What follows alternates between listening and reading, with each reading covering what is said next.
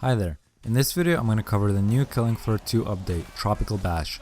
I'm going to talk about all of the big things that were added and some of the small things as well. Some of the bigger highlights of this update include the new multi-perk weapon system, the new map called Z Landing, the new Z called the Gore Fiend, and the new weapon for the berserker, the long-awaited Bone Crusher. First things first, let's talk about the more visible update, the new map Z Landing. Personally, I really like this map and I like what Tripwire did with it. What makes this map different from all the other ones is that this one is colorful and bright. Most of the other maps we've gotten so far are dark and gloomy, and this is a really nice change to see. What I also love about this map is that it's dynamic. At about wave 6 or so, you're gonna see the volcano erupt, and that creates a lot of sound, there's vibrations, and this is pretty much gonna change the entire map.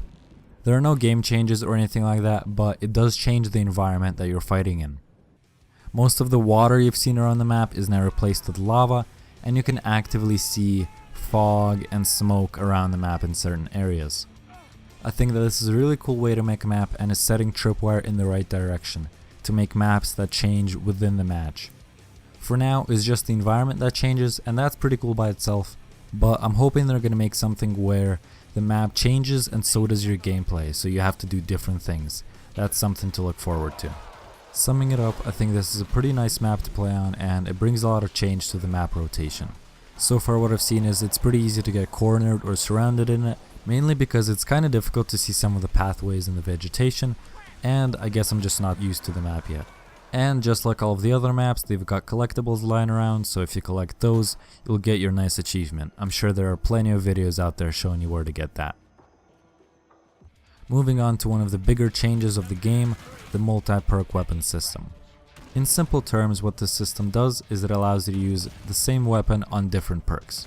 For example, the support is a shotgun specialist. So now you can use the medic shotgun, you can use the incendiary shotgun, you can use the nail shotgun, which the berserker didn't use anyway, and the commando can now use the medic assault rifle or the M16 from the demo, stuff like that. Overall, only 5 classes got quote-unquote new weapons. This includes the commando being able to use the medic assault rifle and the demo M16, the support being able to use the medic shotgun, the incendiary shotgun and the nail gun, the gunslinger being able to use the Winchester, the explosive pistol that the demo uses, and the medic pistol. The sharpshooter being able to use the revolver the gunslinger spawns with, and the magnum. And the SWAT getting only one weapon, which I guess is better than nothing, the medic submachine gun.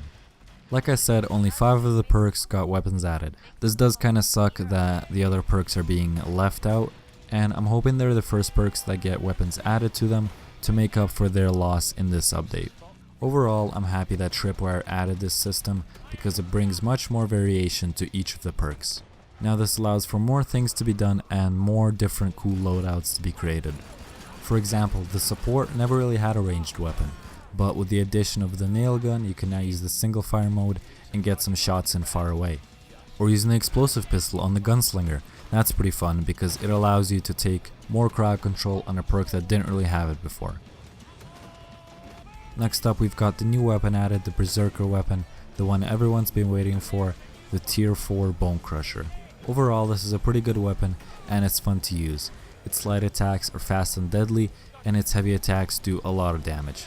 The weapon also wouldn't be complete without a shield bash, which is really useful because of its damage and the ability to knock back powerful Zeds like the Skrakes and Flesh Pounds. This is also a tier 4 weapon, which means that it competes with the Eviscerator. Now you kinda have a choice, do I grab the Eviscerator and a katana, or do I go with the Bone Crusher and something else? It's up to you. I can't make a lot of comments about this weapon simply because I haven't had enough experience with it, but what I can say is that it's fun to use, the damage is good, and overall it's a nice weapon.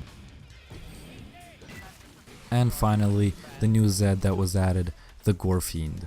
This is pretty much a stronger evolution of the Gore Fast, but now he's got 2 blades instead of 1.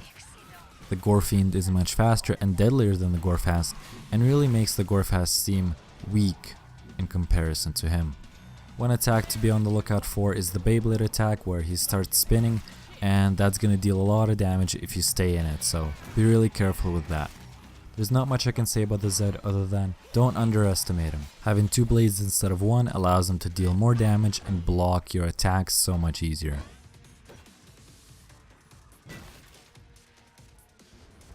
And that is pretty much it for all the big parts of the update. Now I'm going to talk about some of the smaller parts, but just because they're smaller doesn't mean that they're not useful. First one is something the players have long been asking for, is the ability to turn USBs and crates into crafting materials. People like me aren't really going to buy keys, and if they are going to buy keys, they're going to buy the crate with it. So if you have all these boxes in your inventory, now is the time to break up all of them and actually craft something. Granted, that item is probably going to be bad, but I mean it's better than the crate sitting in your inventory and taking up space. Another update the players have been hoping for, and Tripwire has brought it, is the ability to take out auto buy.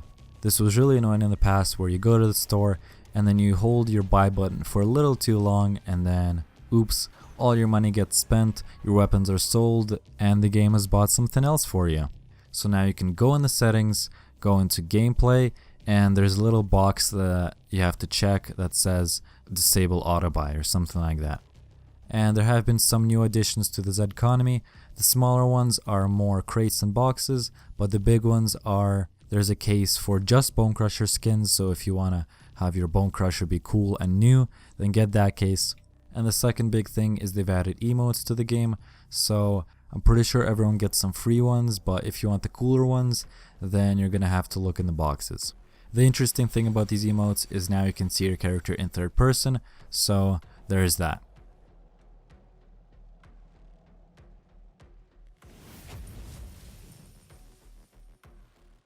And that pretty much covers the entire Tropical Bash update.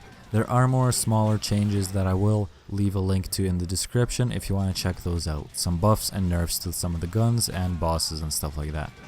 If you enjoyed the video and if you learned something, then do leave a like, it helps me out. And if you've got any questions about the update or you've got any suggestions for future videos, leave them down in the comments, I'll probably reply to you. If you want to follow me for future content, then either subscribe to the channel or just follow me on Twitter. Thank you for watching and I hope you have a great day.